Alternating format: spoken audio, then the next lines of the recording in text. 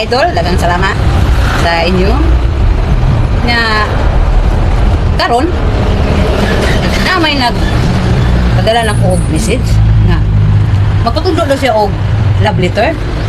Namin na siya si Monmon magpatudlo daw siya love letter kay naa daw siya nahigugmaan nga lalaki. Isip ko so nila pagbuhat og love letter ko wala gito kabalo so pagsugod og buhat og love letter ko magi kuno agi ana nga kita may magpadala ng love letter sa kalalaki. Pero sige lang atong paningkamutan nga atong matabangan kay hangyo man siya. So atong magbuhat og love letter na mag-drop pa man no kay bisod ko og ang maminaw mingon og di ba na mauyang love letter patakal man siya sulat og love letter bahala na basta kay ako sa matabangan. Muni karon kauman mon kung nagtanaw ka na ko karon o maminaw ka sa ako ang gibuhat nga love letter. Bisaya love letter to akong hinigugma kani adtong una pa lang nga higayon nga nakita ko ikaw. Nahibalo na ko nga lahi ka. Ang imong mga mata sama sa mga bituon nga naghatag ka na ko og kahayag sa kangit-ngit nga imong nisip.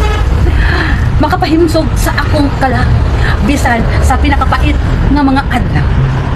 Gusto ko nga ipaabot kanimo nga ikaw ang akong gipangandoy. Ikaw ang akong kalipay, akong kalinaw, o akong gugma. Walay ubang tao nga makapuno sa akong kasing-kasing sama sa imong nahimo ang matagtak na nga magkauban ka. Daw dili gihapon igo.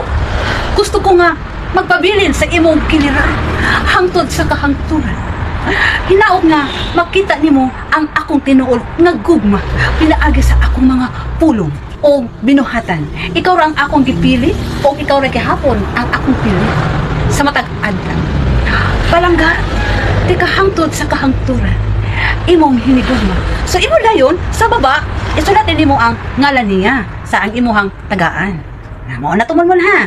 O muna na imuhang buhaton nga love letters para sa imong nahigugmaan nga usa ka tawo.